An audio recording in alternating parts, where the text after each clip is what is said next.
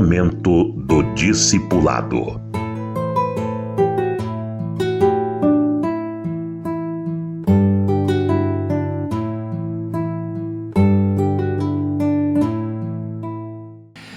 Vamos lembrar um pouquinho daquela história. O Acabe, rei de Israel, no norte, se casou com a Jezabel, uma princesa lá de Sidom, adoradora de Baal. Baal era um demônio que se fazia passar por Deus lá entre os fenícios. E parece que a sede do culto era Sidom. E era bem pertinho de Israel, logo ao norte de Israel. Hoje é Líbano. E ali eles adoravam o Baal, cujo nome significa Senhor. E a Jezabel, então, se casou com o Acabe. Nós hoje temos um entendimento melhor da Bíblia e sabemos que ela era usada por demônios e foi dominando a vida do marido. O Acabe acabou sendo um marido mandado pela mulher, digamos assim. E ela, inspirada por demônios, tinha lá um exército de sacerdotes e profetas de Baal e foi matando os profetas do Senhor. E de uma forma tão eficiente que o profeta Elias, naquela época, achou que já não havia mais ninguém do Senhor naquela terra. E por isso pediu que Deus o levasse. Deus disse que não. Ainda tinha planos para aquele país, que levantaria um Jeú. O Elias teria que ungir o Jeú para extirpar a família de Acabe. E acabou também extirpando o culto a Baal. E Deus fez isto acontecer. E mostrou para o profeta que ainda havia 7.000 pessoas que não tinham dobrado os joelhos a Baal. Era muito pouco em relação à população toda, talvez nenhum em 1.000. Mas havia um grupo que não dobrava joelhos a Baal. A Jezabel teve uma filha chamada Atalia, que se casou com um príncipe em Judá, filho do Josafá, e ela seguiu os caminhos da mãe. Ela acabou dominando o marido.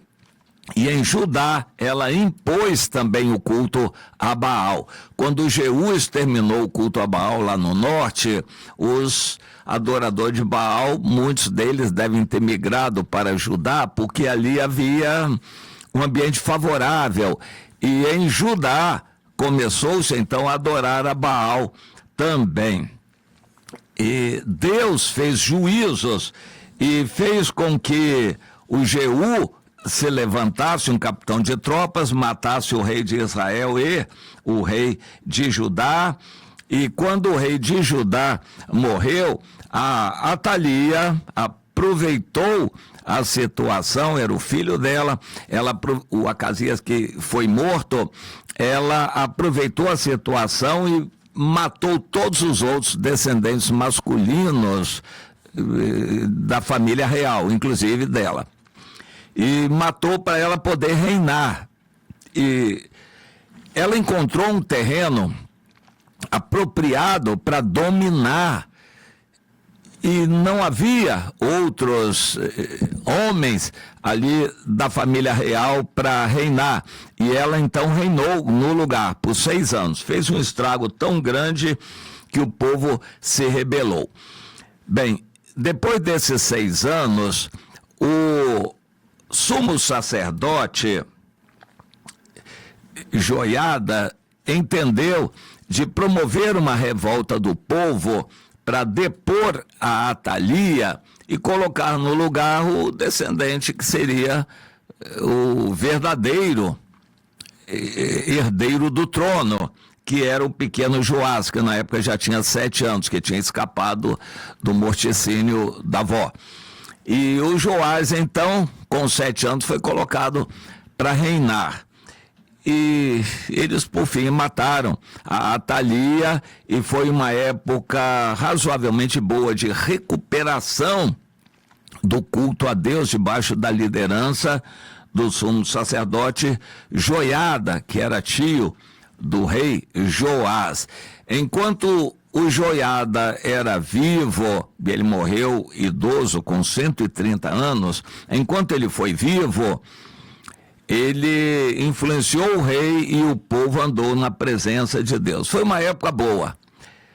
Judá ainda tinha alguma coisa boa, mas lá no norte, em Israel, era só de mal a pior. Em Judá, por um tempo, também as coisas foram assim, bem mal. Porém, havia pessoas que conheciam a Deus, que ainda tinham um desejo de retidão, de justiça, de verdade. Essas pessoas estavam muito oprimidas na época da Atalia. Essas pessoas se escondiam, mas havia. A Atalia encontrou um clima propício para ela influenciar bastante o reino e depois até matar os homens da família real para ela reinar. Ela encontrou esse ambiente propício porque o povo não praticava o discipulado. Ainda tinham conhecimento de Deus como um resquício, uma herança do passado, uma lembrança do que Deus havia feito. Além de eles terem ali os testemunhos vivos do que Deus havia feito, a cidade de Jerusalém que Davi tinha construído, e enfim, eles tinham os túmulos dos profetas, eles tinham o templo, eles tinham uma lembrança vaga das coisas de Deus. E, por fim, eles mataram a Atalia e tentaram recuperar aquela vida espiritual. Mas o coração deles não estava totalmente no Senhor. Então recuperaram a religião, mas não a devoção. Recuperaram a religião, mas não o cuidado com as coisas de Deus. E acabaram sendo religiosos por tradição. Esse termo tem uma certa conotação pejorativa. É um religioso tradicional. Ele não se esforçou, ele não teve uma experiência com Deus, ele não se converteu verdadeiramente. Ele herdou uma religião tradicionalmente, por causa de família. Há quem pense que isso é bom. Eu acho que não.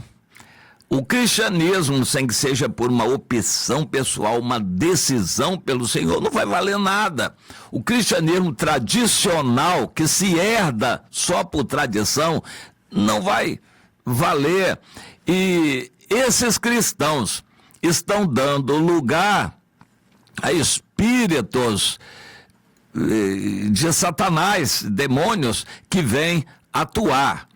Hoje, em nosso dia, nós encontramos países que levam o nome de cristãos, mas que de Deus não tem mais nada. Por exemplo, Noruega, um dos países mais endemoniados do mundo, tem uma herança tradicional luterana, que não vale nada para eles. Outros países nórdicos também, Holanda, Dinamarca, não tem nada mais de Deus a não ser o nome da tradição cristã luterana. Mas há outros países que têm outras tradições cristãs que também não tem mais quase nada de Deus. Os Estados Unidos foram renovados por vários avivamentos. E depois, o principal avivamento da história, que mudou a história dos Estados Unidos, foi há pouco mais de 200 anos atrás, com o Finney. E foi um grande avivamento que sacudiu o país e fez com que o país se tornasse bem mais cristão.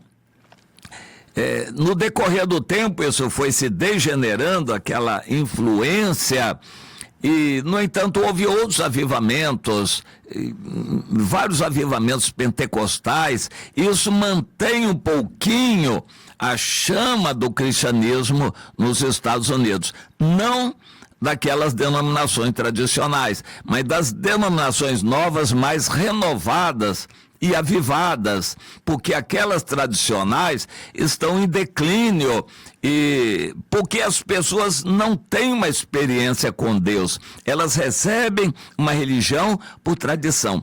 Isso aconteceu em Judá, na época ali da rainha Atalia. Ela encontrou um terreno fértil, as pessoas levavam o nome de religiosos, mas não tinham vida com Deus nenhuma, e ela reinou com facilidade, fazendo um estrago no país. Mas, como havia ainda alguma lembrança das coisas de Deus, em algum momento alguém se levantou e promoveu uma situação que depois a rainha Atalia, e fizeram com que o povo se voltasse para Deus um pouco mais.